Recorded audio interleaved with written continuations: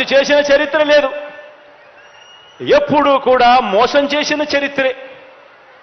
ఆ చరిత్ర చంద్రబాబు నాయుడు గారు, ఆయనకు తోడు ఒక రామోజీరావు, ఒక ఈనాడు, ఒక ఆంధ్రజ్యోతి, ఒక టీవీ5, వీళ్ళందరికీ తోడు ఒక దత్తపుత్రుడు.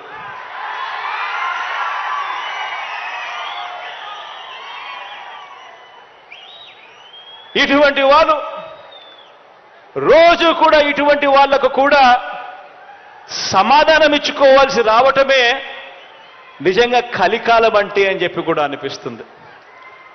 ఎందుకనంటే ప్రతి ఇంట్లో కూడా కనిపిస్తా ఉంది జరిగిన ఇంత మంచి, అయినా కూడా రోజు అబద్ధాలు, రోజు మోసాలు, రోజు ఈ మాదిరిగానే వాళ్ళు ఎక్కువ మంది వాళ్ళు ఉన్నారు కాబట్టి, వాళ్ళ వైపునే పత్రికలు ఉన్నాయి కాబట్టి, వాళ్ళ వైపునే టీవీ ఛానళ్ళన్నీ ఉన్నాయి కాబట్టి, వాళ్ళు ఏమి చెప్పినా చెల్లుబాటు అవుతుంది అని చెప్పి వాళ్ళు రోజు అబద్ధాలతో వండించడం, ఆ అబద్ధాలతో వండించిన దానికి కూడా సమాధానాలు చెప్పుకోవాల్సిన పరిస్థితి అనంటే దీన్నే కలికాలము అని అంటే.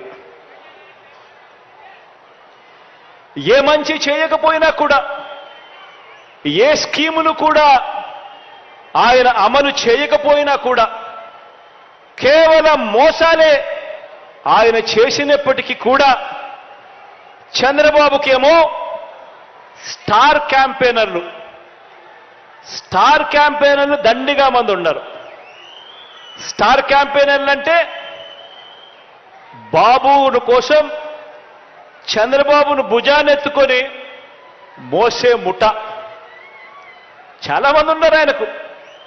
ఆయన ఏ మంచి చేయకపోయినా, ఆయన ఏ స్కీములు ఇవ్వకపోయినా, ఆయన మోసాలే చేసినా కూడా ఆయన గురించి డంకా బజాయించేందుకు, ఆయనను భుజాన ఎత్తుకునేందుకు చాలా మంది స్టార్ క్యాంపెయినర్లు చంద్రబాబు నాయుడు గారికి ఉన్నారు.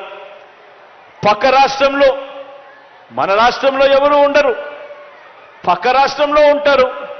వాళ్ళ ఇళ్ళు, వాళ్ళ సంసారాలు, వాళ్ళ కాపురాలు అన్ని పక్క రాష్ట్రంలోనే ఉంటాయి. పక్క రాష్ట్రంలో పర్మనెంట్ రెసిడెంట్గా ఉన్న దత్తపుత్రుడు వీళ్లకు ఒక స్టార్ క్యాంపెయినర్ అయితే, పక్క రాష్ట్రంలో పర్మనెంట్ రెసిడెంట్గా ఉన్న ఆ చంద్రబాబు నాయుడు గారు వదిన గారు, ఆయన పక్క పార్టీలోకి వెళ్ళి చంద్రబాబుకు మరొక స్టార్ క్యాంపెయినర్. చెప్పాల్సిన పని లేదు, ఆయన వదిన అంటే అందరికీ తెలిసే ఉంటుంది అనుకుంటా. పక్క రాష్ట్రంలోనే శాశ్వతంగా ఉంటా ఉన్న ముగ్గురు మీడియా అధిపతులు, ఈ ముగ్గురు మీడియా అధిపతులు కూడా మన రాష్ట్రంలో ఉండరు, పక్క రాష్ట్రంలోనే ఉంటారు. అక్కడే వాళ్ళు శాశ్వతంగా ఉంటారు. కానీ అక్కడ ఉన్న ఆ మీడియా అధిపతులు, ఓ ఈనాడు, ఓ ఆంధ్రజ్యోతి, ఓ టీవీ5, వీళ్ళందరూ కూడా బాబుకు స్టార్ క్యాంపెయినర్లే. వీళ్ళు కాక రాష్ట్రాన్ని విడగొట్టిన పార్టీలోకి ప్రవేశించిన చంద్రబాబు అభిమాన సంఘం అంతా కూడా చంద్రబాబును జాకీ పెట్టి ఎత్తేందుకు కష్టపడుతూ ఉన్న ఇంకొంతమంది స్టార్ క్యాంపెయినర్లు, వీళ్ళంతా కూడా చంద్రబాబు నాయుడు గారికి తోడుగా ఉన్నారు. బీజేపీలో తాత్కాలికంగా తలదాచుకున్నా, అది కూడా చంద్రబాబు ప్రయోజనాల కోసం తలదాచుకున్నా, పసుపు కమలాలన్నీ కూడా బాబుకు ఇంకొంతమంది స్టార్ క్యాంపెయినర్లుగా కూడా వాళ్ళంతా కూడా ఉన్నారు. ఇంకా బాబుకు వీళ్ళే కాదు, ఇంకా స్టార్ క్యాంపెయినర్లు కూడా బాబుకున్నారు. అమరావతిలో బాబు భూములకు బెనామీలు ఉన్నట్టే మనుషుల్లోనూ ఇంకా ఇతర పార్టీల్లోనూ కూడా రకరకాల రూపాలలో చంద్రబాబు నాయుడు గారికి బినామీలు ఇప్పటికీ స్టార్ క్యాంపెయినర్లుగానే కొనసాగుతా ఉన్నారు. వీళ్ళందరూ కూడా మనకు కనిపిస్తూ ఉంటారు. టీవీ లాంచ్ చేస్తే విశ్లేషకులు వీళ్ళే అని చెప్పి విశ్లేషకుల పేరు మీద కూడా వీళ్ళు కనిపిస్తారు. లేరు చెప్పండి, ఒకటి పేరు చెప్పండి. లేదు లేదు మాకు చంద్రబాబు దగ్గరికి వెళ్తామని చెప్పి వెళ్ళినాడు ఎవడు, ఒకటి పేరు చెప్పండి. ఈ కేసులో ఇప్పుడు మిమ్మల్ని ఒక ఛానల్లో పీకెత్తి ఇంకో ఛానల్కి వెళ్ళరా? ఉద్యోగం మానేసి ఇంటికాడ కూర్చుంటారా?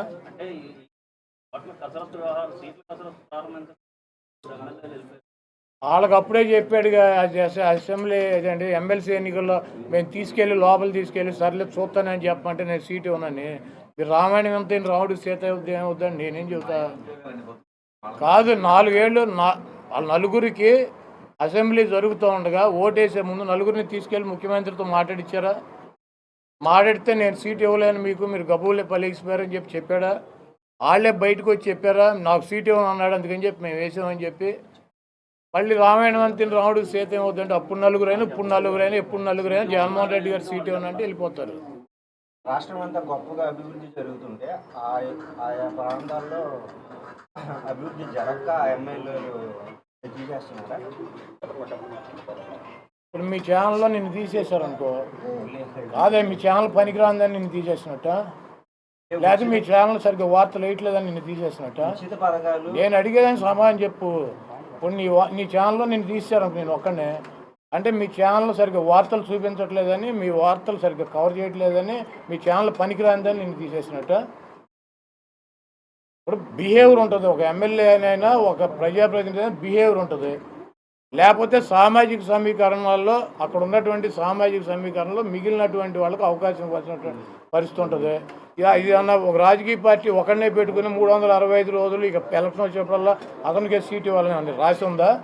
తెలుగుదేశం చంద్రబాబు నాయుడు అడిగెత్తాడు, ఇప్పుడు నలుగురిని మార్చాడు నా మీద. ఇప్పుడు వెళ్ళి అడగండి. అదే ఇప్పుడు నేను 4వ వాడి మీద పోటీ చేస్తాను, వెళ్ళి అడగండి. గంటకు ఒకటి పూటకు ఒకటి మారుతాడు. ఆడిని వదిలేసి నలుగురిని మారితే మమ్మల్ని అడుగుతారు. నేను జగన్మోహన్ రెడ్డి గారి కోసం, వైఎస్ఆర్సీపీ కోసం, జగన్మోహన్ రెడ్డి గారు అధికారులు ఉండటం కోసం పనిచేస్తా. పదవులు నా ఏకముఖతో సమానం అన్నారు. ప్రతి మీటింగ్ లో కూడా చంద్రబాబు ఒకటే మాట చెప్తున్నారు, ఇక్కడ పనికిరాని చేత అక్కడ పనికి వస్తుందా, ట్రాన్స్ఫర్లు ఉంటాయి అని ప్రతి మీటింగ్ లో అదే మాట. మీరు అడగండి తమ్ముడు. చంద్రగిరిలో 78లో పోటీ చేసి ఎమ్మెల్యే అయ్యాడు, తర్వాత కుప్పం వెళ్ళాడు. 79, 83లో చంద్రబాబు చంద్రగిరిలో ఓడించారు కదా. ఇంతవరకు చంద్రగిరిలో చంద్రబాబు నాయుడు ముఖ్యమంత్రి అయినాక అతని సొంత నియోజకవర్గంలో 5 సార్లు ఎన్నికలు జరిగితే ఒక్కసారి కూడా ఎమ్మెల్యే గెలవలేదు కదా తెలుగుదేశం పార్టీ. 3 సార్లు కాంగ్రెస్ పార్టీ గెలిచింది, 2 సార్లు వైసీపీ గెలిచింది కదా. చంద్రబాబు నిన్నే వెళ్ళి అక్కడ పండుగ చేసుకున్నాడు కుటుంబ సభ్యులందరినీ తీసుకెళ్ళి చౌట. మరి ఈ సన్నాసి ఈ వెధవ ట్రాన్స్ఫర్ అయ్యి కుప్పం వెళ్తే అక్కడ ఎట్ట గెలిచేవరా పిచ్చిన కొడకని చెప్పి అడగండి, నన్ను అడుగుతావు నువ్వు.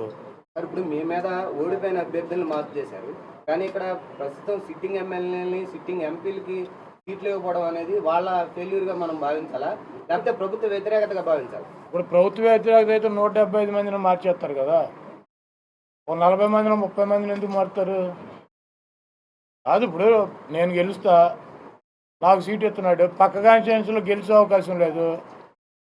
నీ బిహేవియర్ కూడా ఉంటుంది కదా. నువ్వు ఎవరిని పడితే అని కాలు మీద కాలు వేసి కూర్చుని ఏంట్రా ఒర్రాయి గారే అన్నావు అనుకో, నీ మీద ఉంటుంది. కాబట్టి నాకు ఏరు కదా ఓటు, వీడు పనికిరానాడు వీడు అయితే కనుక మేము ఓటు వేయమని చెబుతారు. వైఎస్ఆర్ తెలంగాణ పార్టీ అని పెట్టారు.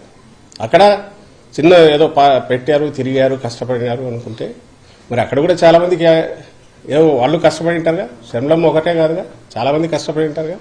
మరి వాళ్ళ భవిష్యత్తు గురించి ఏం ఆలోచించారు? వాళ్ళకు ఏం న్యాయం చేశారు? ఏ రాజకీయ పార్టీలో అది కుదురుతుందా?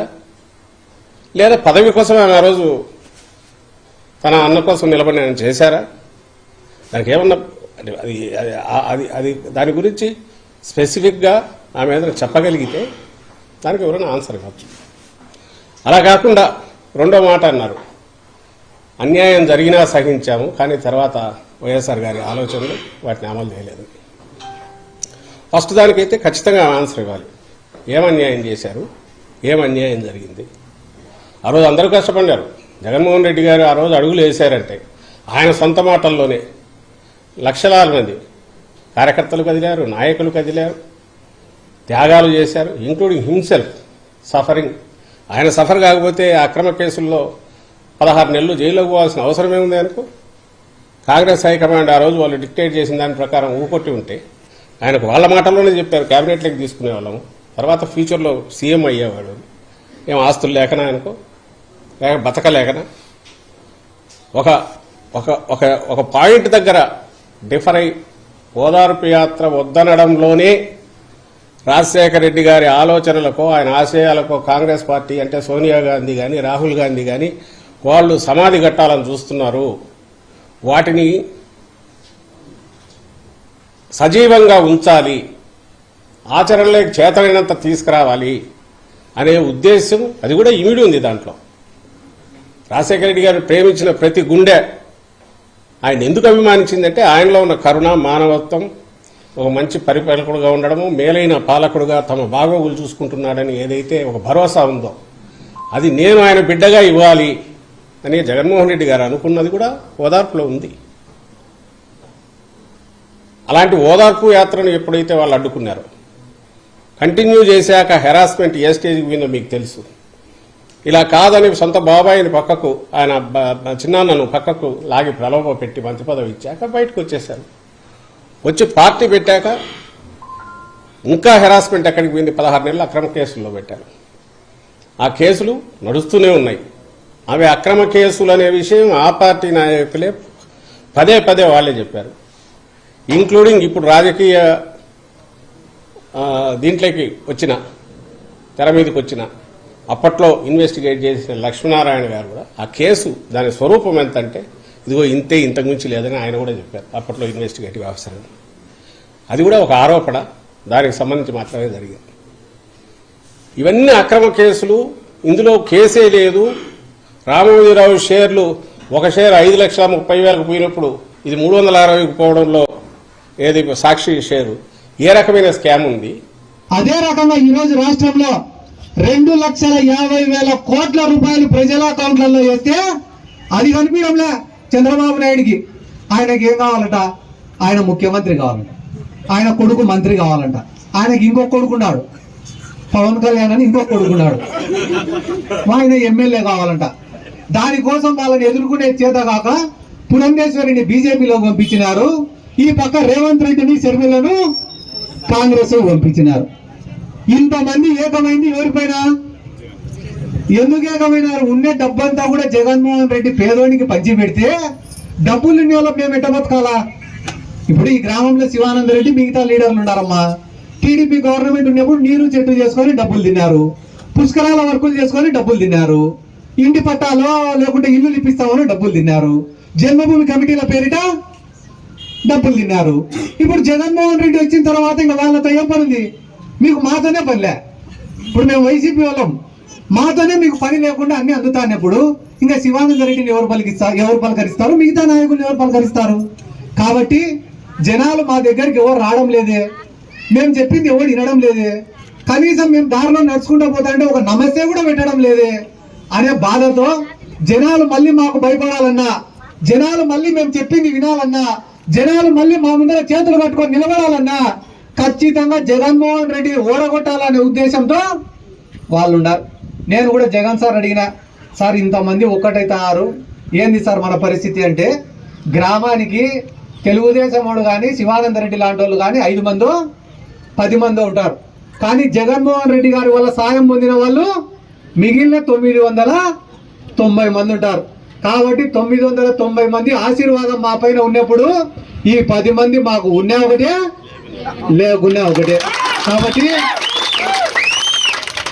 మాకు మళ్ళీ చెప్తానమ్మా, వీళ్ళందరూ ఒకటే. రేపు ఎలక్షన్లకు మళ్ళీ వస్తారు, వేరేటి ఏం చెప్పలేరు. సిద్ధార్థ రెడ్డి గారు రాక్షసుడు అంటారు, వాడు దయ్యం అంటారు, ఇవన్నీ చెప్పి మళ్ళీ ఏదో మిమ్మల్ని అడుక్కోనికి వస్తారు. వచ్చినప్పుడు ఒక మాట అడగండి, సార్ మేము ఎవరిని అడుక్కోకుండా మాకు జగన్ ఇంత సాయం చేసినాడు కదా, మీకు 5 సంవత్సరాల అధికారం ఇచ్చినప్పుడు మీరు ఎందుకు మాకు చేయలేకపోయినారు సార్ అని ఒక్క మాట అడిగిన తర్వాత నేను వెళ్ళిపోతా, నాకు మళ్ళీ పని ఉంది. ఇట్లాంటివి 68 గ్రామాలు ఉండే అందరికి పోయి చెప్పుకోవాలా. ఎందుకంటే కానీ వాళ్ళు చేసే 4 డబ్బా ఛానళ్ళు ఉండే వాళ్ళకి. చంద్రబాబు నాయుడు పిచ్చినా కూడా వాసన బలి వస్తాయని చెప్తున్నారు వాళ్ళందరూ కూడా. అంత ఘోరంగా తయారైనారు వాళ్ళు. కాబట్టి ఇటువంటి తప్పుడు ప్రచారాలను మీరు అందరూ కూడా ఎదుర్కోవాలని చెప్పి ఈ సందర్భంగా, మాకు వేరే బలం లేదు, మా కాడ డబ్బు బలం లేదు, మా కాడ పలుకుబడి లేదు, మాకుండేదంతా కూడా మీ ప్రేమ మాత్రమే. మీ ప్రేమ మా పైన ఉండాలా, మీ ఆశీర్వాదాలు మా పైన ఉండాలా. ఎందుకంటే చాలా బాధ అవుతుందన్న, చిన్న వయసు అయినా కూడా వీళ్ళు నా పైన మాట్లాడే మాటలు చూస్తే చాలా బాధ. ఎందుకంటే కన వైఎస్ఆర్ కాంగ్రెస్ పార్టీ అధికారంలోకి వచ్చినాక కేవలం ఒక 5 నుంచి 10 కార్యక్రమాలకు మాత్రమే హాజరైనాడు నేను. ఇక్కడ మహిళా తల్లులు కూడా ఉన్నారమ్మా. ఆలోచన చేయండి మీరందరూ కూడా. 2024లో ఎన్నికలకు వస్తా ఉన్నారు. జగన్మోహన్ రెడ్డి గారు పథకాలు ఇచ్చినప్పుడు మాత్రం ఏం మాట్లాడారు? ఈ రాష్ట్రంలో జగన్మోహన్ రెడ్డి పంచడం తప్ప ఏం చేయట్లేదని చెప్పారు. అదే ఎన్నికలు వచ్చే తలకే ఒక పప్పు మాట్లాడాడు, మీకు గుర్తుందో లేదో, లెక్కలు రాని పప్పు. ఒకరుంటే 15,000 ఇస్తా, ఇద్దరుంటే 30,000 ఇస్తా, ముగ్గురుంటే 90,000 ఇస్తానని మాట్లాడిన మహాప్రభువులంతా కూడా రేపు ముఖ్యమంత్రులు అవుతారని చెప్పి మాట్లాడే దుస్థితి ఈ రాష్ట్రంలో ఉంది. ఆలోచన చేయండి మీ అందరూ కూడా. రేపు రాబోయే ఎన్నికలు ఈరోజు ముఖ్యంగా బీసీలు కానీ మైనార్టీలు కానీ, ముఖ్యంగా ఇక్కడున్న మైనార్టీలు అందరూ కూడా ఆలోచన చేయండి. ఒక చిన్న పొరపాటు కూడా చేయొద్దు ఎవరు కూడా. ఎందుకంటే ఒక ఓటు వెనక్కి పడితే మీ జీవితాలు, మన తలరాతలు 10 అడుగులు వెనక్కి పడతాయని చెప్పి మీ అందరూ కూడా ఆలోచన చేయండి. స్వతంత్రం వచ్చిన తర్వాత ఒక ఉప ముఖ్యమంత్రిగా ఈరోజు మన ముందున్నాడు. 4 శాసనసభ మండలిలో ఉన్నారు, 5 మంది శాసనసభ్యులు ఉన్నారు, అనేక మంది చైర్మన్లు ఈరోజు ముస్లింలకు వచ్చి రాజ్యాధికారం ఇచ్చిన జగన్మోహన్ రెడ్డి గారు రేపేమంటారంటే, ఏమన్నా చిన్న పొరపాటు జరిగితే ఇన్ని చేశాడా జగన్మోహన్ రెడ్డి గారు, ఎక్కడ ఓట్లు వేశారు వాళ్ళు, కాబట్టి మనకు ఇచ్చినా ఒకటే ఇవ్వకపోయినా ఒకటే అని చెప్పి మాట్లాడతారు. రేపు ఏ పదవి వచ్చి ఏ అధికారం వచ్చినా కూడా మనకి చేసే వాళ్ళు ఇంకా ఉండరు అని చెప్పి ఈరోజు అందరూ కూడా గుర్తు చేసుకోండి అని. ఈ రోజు రేపు 2024లో మనం జగన్మోహన్ రెడ్డి గారిని గెలిపించుకుంటే, ఏదైతే మనల్ని నమ్మి, ఏదైతే బీసీలను నమ్మి, ఏదైతే మైనార్టీ సోదరులు నమ్మి, ఏదైతే దళితులు నమ్మి వీళ్ళందరికీ నేను అండగా ఉండాను, వీళ్ళందరినీ రాజ్యాధికారం ఇచ్చాను, వీళ్ళందరూ కూడా నన్ను దీవించి మళ్ళీ ముఖ్యమంత్రిని చేస్తే రెండింతలు రేపు మళ్ళీ మనకి పదవులు కానీ అన్ని రకాల కార్యక్రమాలు మనం చేసుకోవచ్చు జగన్మోహన్ రెడ్డి వల్ల అని చెప్పి అందరికీ కూడా తెలియజేస్తా ఉన్నా. కాబట్టి ఆలోచన చేయండి. స్వతంత్రం వచ్చిన తర్వాత ఇన్ని అడుగులు మనకు ముందుకు తీసుకున్న జగన్మోహన్ రెడ్డిని చెయ్యి పట్టుకొని 2024లో మరోసారి ముఖ్యమంత్రి బిడ్డ మీద కూర్చోబెట్టుకుంటామా, లేకపోతే జగన్మోహన్ రెడ్డి గారు చెయ్యి వదిలేసి మన జీవితాలు వెనక్కి పోతాయా ఆలోచన చేయాల్సిన అవసరం ఈ రాష్ట్రంలో ఉన్న ప్రతి బీసీకి, ప్రతి మైనారిటీ మీద, ప్రతి దళితుల మీద ఉందని చెప్పి ఈరోజు తెలియజేస్తా ఉన్నా. ఈరోజు మీ అందరూ కూడా ఆలోచన చేయాలా. చాలా మంది మాట్లాడతారు, తెలుగుదేశం పార్టీలో ఉన్న నాయకులందరూ కూడా ఈ మధ్య మాట్లాడుతూ ఉన్నారు, చూస్తా ఉన్నాము కూడా. ఏమని మాట్లాడుతూ ఉన్నారంటే, ఈరోజు రేపు మేము అయిపోతున్నాం, ఆరిపోయే దీపాలకి వెలుగు ఎక్కువ అంట. ఈ మధ్య ఎక్కువ విడిచిపడిపోతున్నాం, అయిపోయాం, మేము ముఖ్యమంత్రి అయిపోయాం, మంత్రులు పంచుకుంటున్నాం, అన్నీ పంచుకుంటున్నాం అనే పరిస్థితిలో తెలుగుదేశం పార్టీ ఈరోజు ఉంది. చూస్తాం 2024లో ఎవరికి ఎక్కడ పెడతారో, ఎవరిని ఎక్కడ పొడిస్తే ఎవరు ఎక్కడ పడతారో, ఎవరిని ముఖ్యమంత్రి పీఠం మీద కూర్చోబెట్టాలో ఈ రాష్ట్ర ప్రజలు ఇప్పటికే డిసైడ్ అయిపోయి ఉన్నారని చెప్పి ఈరోజు మీ అందరికీ కూడా తెలియజేస్తా ఉన్నా. ఇంకొక ఆయన పార్టీ పెడతాడు, దేనికి పార్టీ పెట్టాడో తెలియదు. ఎవడైనా పార్టీ ఎందుకు పెడతాడమ్మా? నేను ఎన్నికల్లో నిలబడితే ఎందుకు నిలబడతాం? నేను గెలవాలని నిలబడతాం, నాకు పదవి కావాలని నిలబడతాం, లేదా నేను ముఖ్యమంత్రి కావాలని పార్టీ పెడతాం.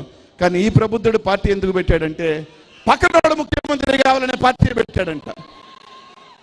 ఎందుకురా నువ్వు పార్టీ పెట్టావంటే, జగన్మోహన్ రెడ్డి ఓడించాలా, చంద్రబాబు నాయుడు గారు ముఖ్యమంత్రిని చేసుకోవాలని చెప్పిన పార్టీ పెట్టిన ఈ ప్రబుద్ధుడి గురించి కూడా ఈరోజు నీతులు ఈరోజు మాట్లాడుతున్నంటే ఈయనే దౌర్భాగ్యం ఈరోజు మన అందరికీ ఉందని చెప్పి ఈరోజు మీ అందరికీ కూడా తెలియజేస్తా ఉన్నా. ఆలోచన చేయండి. ఈరోజు రాష్ట్రంలో అందరూ ఒకటవుతా ఉన్నారు. ఒక పక్క తెలుగుదేశం పార్టీ, ఒక పక్క జనసేన పార్టీ, ఒక పక్క బీజేపీ పార్టీ, ఒక పక్క కాంగ్రెస్ పార్టీ మరోసారి కుటుంబాన్ని చీల్చి కుట్ర పన్నేదానికి మరోసారి కాంగ్రెస్ పార్టీ ఈరోజు కలిసి కట్టుగా ఈరోజు జగన్మోహన్ రెడ్డి గారి మీదకి వస్తోంది. కానీ ప్రతి ఒక్కరూ ఏ రాజకీయ పార్టీలు అయితే జగన్మోహన్ రెడ్డి గారిని ఈరోజు గుర్తానికి వస్తున్నారో గుర్తు పెట్టుకోవాల్సింది అలా ఉంటే, మీరు పద్మవ్యూహం అన్నదానికి అక్కడ ఉన్నది అభిమన్యుడు కాదు, చీల్చి చెండాలే అర్జునుడు అని చెప్పి తెలియజేస్తా ఉన్నా.